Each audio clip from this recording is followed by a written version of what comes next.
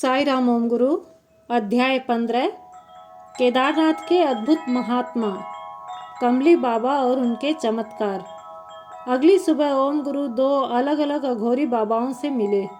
अघोरी बाबाओं से मिलकर उनकी तपस्या में बाधा न पहुंचाने वाली चेतावनी पर ध्यान न देते हुए पहले वे एक बाबा से मिले। ओम गुरु ने उन्हें कुछ रुपए दान स्वरूप दिए, जिसे अघोरी बाबा ने ले तो लिए, किंतु उनका चेहरा क्रोध से तमतमाने लगा। बाबा ने नोटों को तोड़ मरोड़ कर ओम गुरु के मुंह पर फेंक कर मारे। वे गुस्से से चिल्लाते हुए बोले, जितनी धनराशि मुझे चाहिए क्या तुम दे सकते हो? पहाड़ों की इस ऊंचाई तक आ पाना तुम्हें मजाक लगता है क्या? चले जाओ यहाँ से, इससे पहले कि मेरे श्राप के शिकार हो जाओ। ओम गुरु को अपने किए पर बहुत पछतावा हुआ कि एक महान योगी को वे धन देकर प्रभावित करना चाह रहे थे, जबकि उन्हें भली भांति मालूम था कि योगियों के लिए भौतिक वस्तुओं का कोई मोल नहीं। ओम गुरु अघोरी बाबा के क्रोध से भयभीत होकर तथा अपनी गलती पर शर्मिंदा होकर वहां से चले गए। ओम गुरु को अघोरी बाबा की फोटो खींचने की एक और आवेशपूर्ण इच्छा थी। बाबा ने उनकी इच्छा भांपते हुए कहा, कितने भी प्रयत्न कर लो, तुम्हारे कैमरे में मेरी फोटो नहीं आएगी। फोटो के हार्दिक इच्छुक ओम गुरु अघोरी बाबा को कैमरे में देखने के लिए अति उत्सुक थे, इसलिए उन्होंने एक बार प्रयास करना उचित समझा। उनकी उत्सुकता ने तब दम तोड़ दिया जब अपने प्रयास के उपरांत उन्होंने कैमरे में अघोरी बाबा की छवि नहीं पाई, बल्कि पहले की खींची हुई सारी फोटो भी नष्ट हो चुकी थी और कैमरा भी खराब हो गया। इस घटना से ओम गुरु का मन बहुत आहत हुआ। लौटते समय उन्हीं बाबा से उनकी फिर भेंट हुई। महात्मा जी ने ओम गुरु को समझाने के लक्ष्य से पूछा, मेरी फोटो खींचने को लेकर तुम्हारी इतनी तत्परता का मूल कारण क्या है? हिमालय पर रहने वाले साधु संतों का सांसारिक विषयों से कोई लेना देना नहीं है। यहाँ पर तपस्या करने वाले कोई भी योगी ऐसे कार्यों को प्रोत्साहन नहीं देते। केवल महेश्वर भगवान शिव शंभू की महिमा ही यहाँ पर सबसे अधिक महत्वपूर्ण है।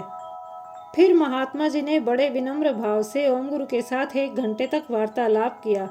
अघोरी बाबा ने उन्हें परामर्श देते हुए कहा, दक्षिण भारत से 4000 किलोमीटर की लंबी दूरी तय करके अपने परिवार से बिछड़कर पहाड़ों की इन ऊंचाइयों पर अघोरियों की फोटो खींचने का उद्देश्य औचित्यपूर्ण नहीं है।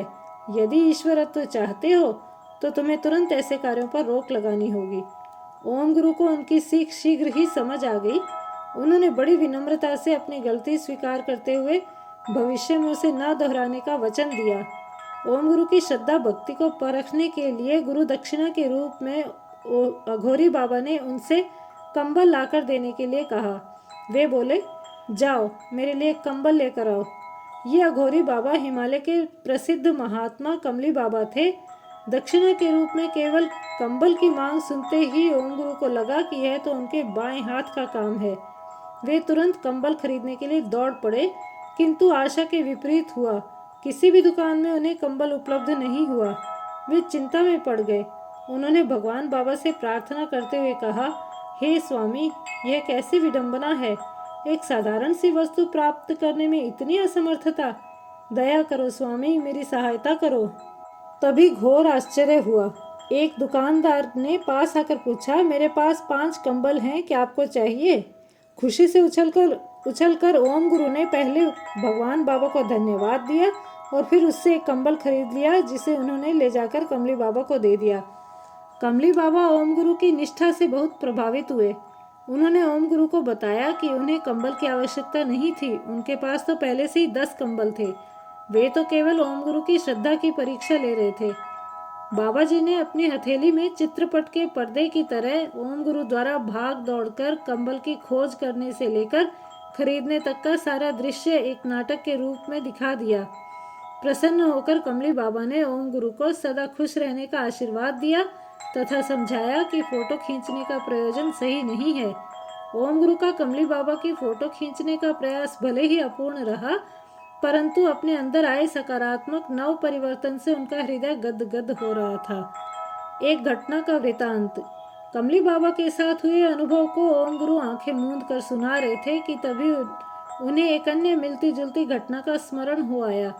वे अपनी ही धुन में कहे जा रहे थे, एक बार ओम गुरु अपने केरल के एक मित्र विष्णु नंबूदरी के साथ वाराणसी में स्थित काशी विश्वनाथ गए थे।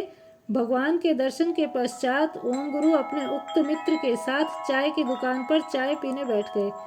तभी उन्होंने देखा कि एक दिगंबर बाबा मंदिर में प्रवेश करने का प्रयास कर रहे थे। चूंकि उनके पास प्रवेश टिकट नहीं थी, इसलिए उन्हें मंदिर के अंदर नहीं जाने दिया जा रहा था। यह देखकर विष्णु नंबूदरी बाबा के पास आए। उन्होंने बाबा की सहायता करनी चाहिए, परंतु साधु बाबा क्रोधित होकर उन्हें डांट कर कहने लगे, तुम अपने काम से मतलब रखो।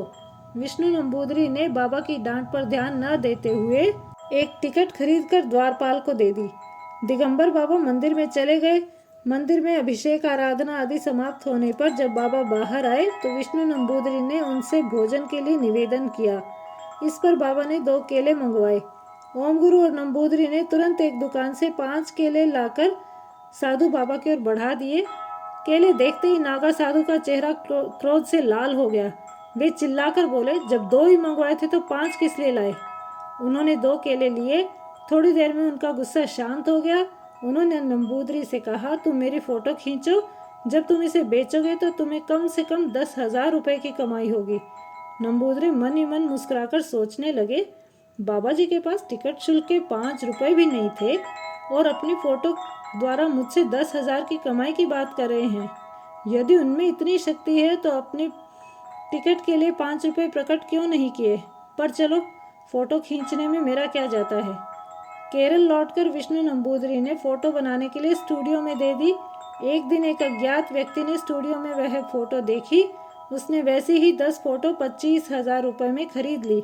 इस घटना के बारे में जानने के पश्चात ओम गुरु के मन में यही विचार आया कि महात्माओं के पास अनेक सिद्धियां होती हैं, परंतु वे उनका प्रयोग सांसारिक भोगों के लिए नहीं करते। इसके बाद ओम गुरु के मित्र विष्णु नंबूदरी को भी इस बात की पुष्टि हो चुकी थी।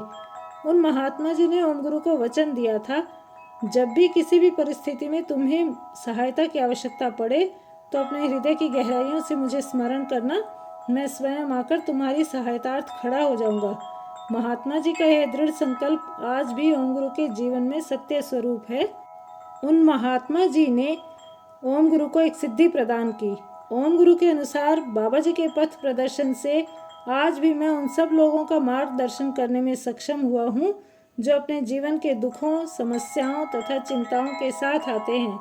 महात्मा जी की मुझ पर बहुत कृपा दृष्टि है। इस घटना को याद करते हुए ओम गुरु ने केदारनाथ के उसी आश्रम में प्रवेश किया जहाँ वे ठहरे हुए थे। उन्होंने अपने साथियों को कमली बाबा से प्राप्त आशीर्वाद वाली बात बताई, जिससे प्रेरित होकर सभी साथी कमली बाबा से आशीर्वाद प्राप्त करने के उद्देश्य से आश्रम से बाहर निकले, किंतु उनमें से कोई भी बाबा को ढूंढ नहीं पाया। कमली बाबा से आशीर्वाद पाने का सौभाग्य केवल ओम गुरु को ही प्राप्त हुआ। कमली बाबा के दर्शन के बाद ओम गुरु ने अगले दिन अपने आध्यात्मिक साथियों के साथ अनेक महात्माओं के दर्शन किए। फिर सब नीचे उतर आए।